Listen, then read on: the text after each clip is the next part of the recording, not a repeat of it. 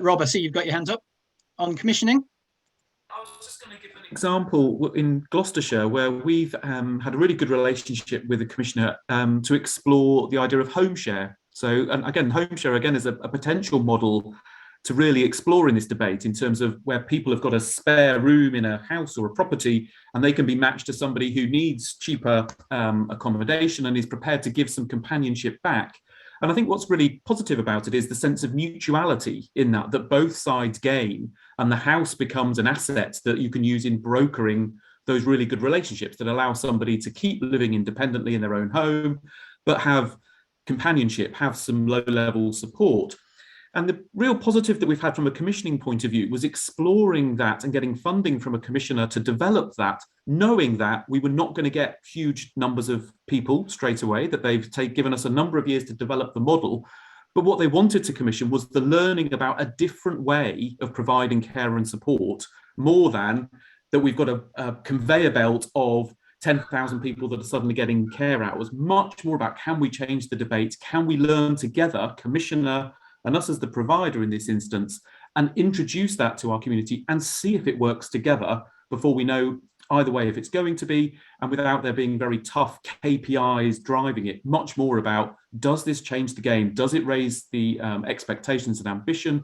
Does it create better lives? So definitely sort of So we would still I come. think there's two issues there. One is commissioning alternatives that can offer something that people want, and secondly, learning about how to commission more flexibly, and being able to kind of have a go, take some risks, not need to be able to nail down exactly what's going to happen.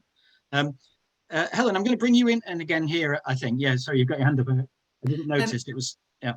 I'd like to do a big caution about what might be seen as the new shiny thing, which is commissioning for outcomes. Okay. Because this has been debunked by research led by Toby Lowe and Human Learning Systems.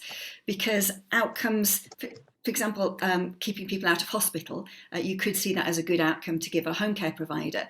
But actually the factors that enable people to stay living well at home are not in the gift of the home care provider. We can do some things, but we can't focus on everything that keeps people well and out of hospital. And what they've done instead is commission for learning and being based in partnership, and sharing the risks of doing that. So I'd really recommend looking at Human Learning Systems and Toby Lowe's work for a way beyond commissioning for outcomes to this much more partnership, systems working together, and let's move out of silos approach. But I think you have been involved more recently in a kind of experimental approach that brings together health and social care funding, Yes. that allows that kind of exploration that Rob was setting out there. Is that right? Yeah, so what we did in wellbeing teams, our purpose was support people to live well at home and be part of their community.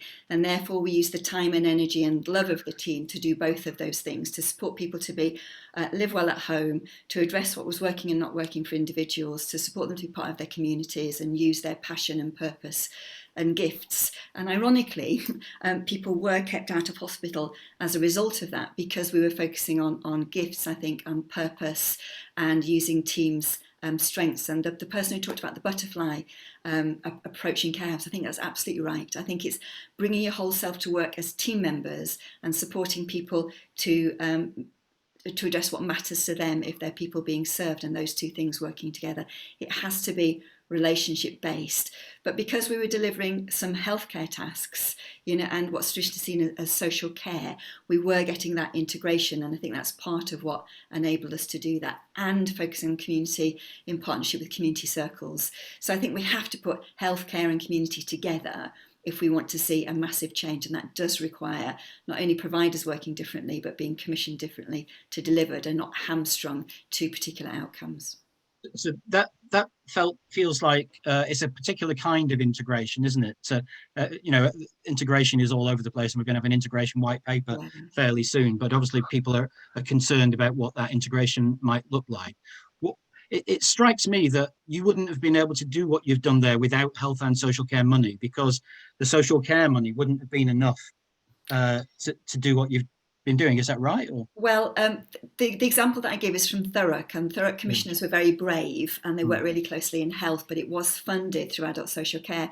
And the challenge is that if you then do work that supports people to stay out of hospital, the savings for that are made by the health system and not the social care system, and therefore there's very little motivation for social care colleagues to invest their funding in stuff that supports health budgets. And I think that's why we get all sorts of perverse incentives not to join things up. So they were brave doing that, and I think their next step is to legitimately bring health and social care money together in the expansion of wellbeing teams in Thurrock.